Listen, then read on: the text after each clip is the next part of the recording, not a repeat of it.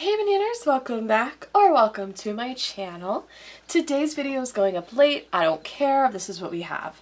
As you read by the title, we are doing a teacher tag. If for some reason you don't know, I am a teacher. Been teaching for 10 years and I've never done a teacher tag. Found one and I will probably tag or link the video down below that I'm getting this from, but let's just jump right into it. Question number 1, what do you teach and where? Obviously, I will not be disclosing where I teach. I teach in Pennsylvania, but right now I'm actually a substitute teacher, but my degree is in elementary teaching. So once I get a not permanent, but once I get like my first teaching position, it will be in elementary. If I could pick a grade, it would probably be 2nd, 3rd, or 4th grade. Those grades are the best. How long have you been teaching? Like I just said, I have been technically teaching for 11 years, but if you count from, if you don't count the 1 year in a high school where I worked at a childcare center and I was just cleaning, if you don't count that, I've been teaching for 10 years. If you do technically count that, then 11. Because I was with the kids, just not all the time. Did you always know you wanted to be a teacher? Technically, yes. I chose this career field when I was 16 at my first high school, because I switched high schools in the middle of my high school career. We had to pick a profession and then do a paper about it. We had to shadow people, do some research, write a paper, and present this huge big project, right? And I chose teaching. But when you really think about it, I was that person in my grandparents' playroom. There was a chalkboard. I was the cousin that would pretend to play school. That's how I knew I wanted to be a teacher. Because when you think back to that, I'm pretty sure most teachers, if not all teachers, have played school as a child before. And if they haven't, I don't know how they chose this career then. I don't know. Let's see. What is your typical teacher outfit of the day? It really depends. Most of the time I am wearing pants of some kind, and I don't want to say a t-shirt. It's not a t-shirt like this, but it's more, I don't know how to explain it, but I'm usually in pants. Unless it's a really nice spring or summer day, then I'll wear a dress. Number 5, what do you usually bring for lunch? Girl, if I meal prep something, I take that, and that changes each week. If I default, it's usually some kind of mini charcuterie board type thing. It's got a cheese, a meat, some grapes, a yogurt, a sweet treat of some kind, because I have to have a sweet treat with my lunch and my dinner. So it really depends on if I meal prepped that week or not. What is your favorite books about teaching? Honestly, I'm trying to think if I have it, because when I first started going to school for teaching, I bought the textbooks. My first couple of semesters, I bought the textbooks. I might still have them somewhere. But I really am intrigued by early childhood development, with the theorists and stuff like that, because it kind of shapes how kids are and how they can grow into who they are, but as an adult. And I think that's really interesting because it really does start with birth. You know what I mean? So I would think one of my early childhood textbooks. Number 7, what is one of your favorite teacher movies? I fear it might be Bad Teacher. That's not what I aspire to be. However, Elizabeth Halsey does come out sometimes. I'm not gonna lie, especially with my older grades, Elizabeth Halsey does come out. Now, I'm not going to school hungover and putting a movie on or anything. No, but the attitude, the sarcasm, the quick responses, that part comes out. Bad Teacher is really good though.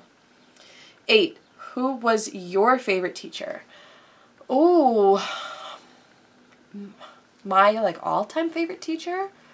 When I think of teachers, I think of my kindergarten teacher, my first grade teacher, my fourth grade teacher, my fifth grade teacher,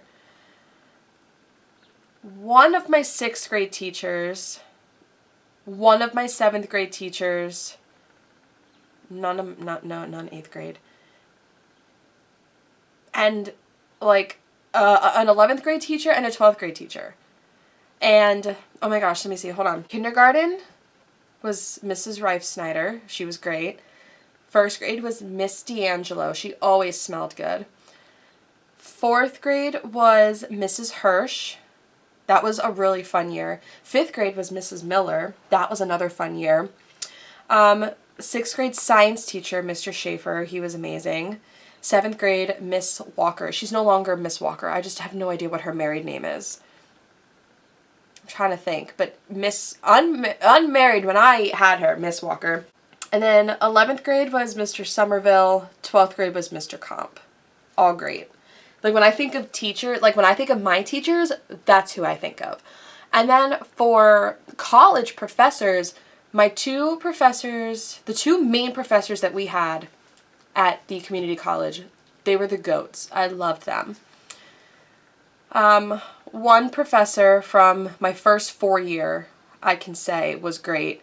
And there were a lot of really good teachers at my second 4-year for my student teaching semester. They were all really great too.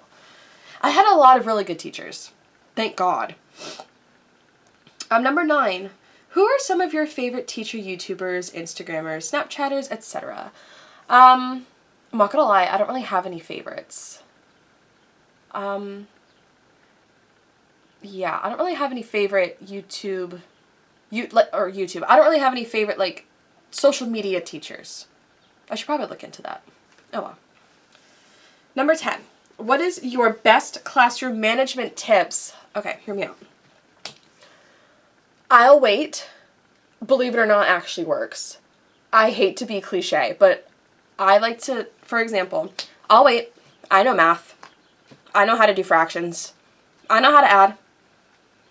I graduated. I know this. I got time. I'll wait. I know how to spell. And it works. It's so cliche, and I know, like, some people hate it, but it works for me. If I need their attention, one of my favorites is if you can hear me clap once, if you can hear me clap twice, if you can hear me clap 3 times. Because usually by twice, they're listening and they're like, oh, why are we clapping? So that one. Sometimes one time, I just started randomly, like, writing scribbles on a piece of paper and seeing, like, who would notice. And it was slow to work, but it did work. Rarely do I have to blow my whistle. And sometimes I will just stand there, just look at my watch, and I'll wait. And then there's always that one kid who's like, guys, like, she's waiting. Like, can y'all stop? And then they're just like, oh. Because sometimes I don't feel like yelling or talking at all. So I just wait. I just sit and wait. And it seems to work. It really does. It seems to really, bring them in.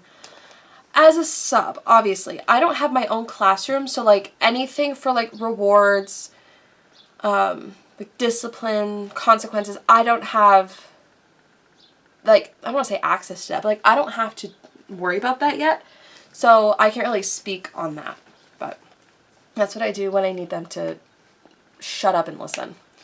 And the last question, what is one reason you decided to become a teacher?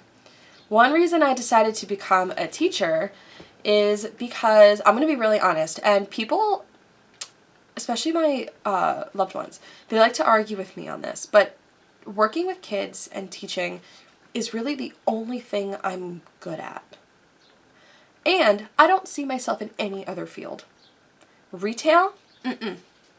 Because when you're teaching and a kid just says something that's just like, why would you say that? You can get away with making faces and saying, why would you say that?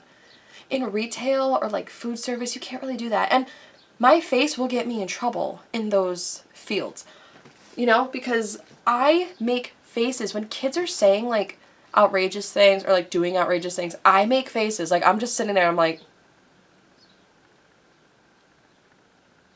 you can't, adults get so offended. Like, you know what I mean? I can't do that. So teaching is really the only thing I'm really, really, really good at. And I think it was, honest to God, my calling for this life. My calling in this life was to be a teacher, was to work with kids in some way, shape, or form. I'm good at it. Why would I not do something I'm good at? That sounds foolish. So it's something I'm good at. It's something I enjoy doing. And it's something that actually brings me like genuine happiness to my life, even though there are tough days. Every teacher will tell you there are tough days, but there are also really good days too. And when you get told like, oh my gosh, like you're the best teacher ever, you know what I mean? If you're a teacher, you get it. Also, this was actually a really good video. I know it's a little early, but it's a really good video to post because Teacher Appreciation Week is coming up. If you have a teacher in your life or in your child's life, please make sure you gift them a little something to let them know that you appreciate them, not just that week, but always, because we are busting our asses for these kids.